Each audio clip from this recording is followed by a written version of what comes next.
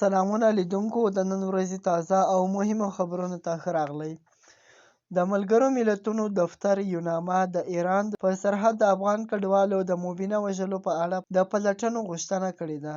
پس د هغه چې د ایران په سرحد باندې د یوه ډله افغانانو د وژل کېدو دعوې په ځینو رسنیو خپرې شوې دي، په افغانستان کې د ملګرو ملتونو د مرستندوی منشن دفتر یوناما مطالبه کړې ده چې د دې دعوه کړې شوې پیښې په باب دې پلټنې وشي.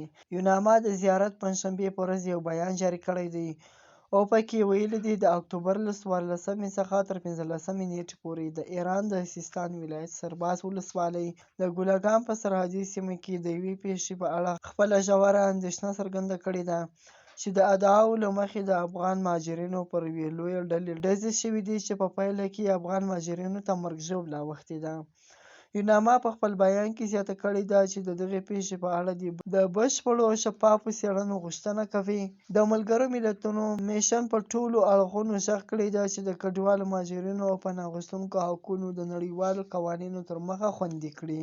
په بیان کې دا وضاحت نه دی ورکړی شوی چې په افغان کډوالو چا ډزې کړې دي، خو د افغانستان خصوصي ټي وي تلو نیوز او نورو افغان رسنیو یعنې ګواهان په حوالې سره خبر ورکړی ده چې د 200 نه زیات افغان مهاجرین په غیر قانوني توګه ایران ته د ننوتلو کوشش کولو. د ایران په خاوره کې ورباندې ډزې شوي دي او ګڼ شمېر کسان پکې وژل شوي دي. افغانستان کې د ایران سفیر کاظمي کمې په سوشل میډیا باندې د سلهاوو غیر قانوني افغان کډوالو د مرګ خبر رد کړی دی. تلو نیوز د ایران د انساني حقوقو د یو تنظیم هالوش په حوالې سره خبر ورکړی دی چې د ایران د سرحد د حفاظت ځواکونو په افغان کډوالو ګوله‌باري کړې ده. افغانستان کې د طالبانو حکومت تر اوسه د دې واقعې تصدیق یا تردید نه دی کړی، خو د دوی د حکومت یو ویان حمدالله فطرت ویلي دی چې دوی د دې خبرې د معلومولو لپاره پلټنې پیل کړي دي او د دریو امنیتي ادارو یوې کمیټې ته د دې پلټنو ذمهواري ورسپارلې ده. دا و د نن ورځې تازه او مهم خبرونه. سبا نیم سبسکرایب کړئ او له نورو ملګرو سره یې هم شیر کړئ.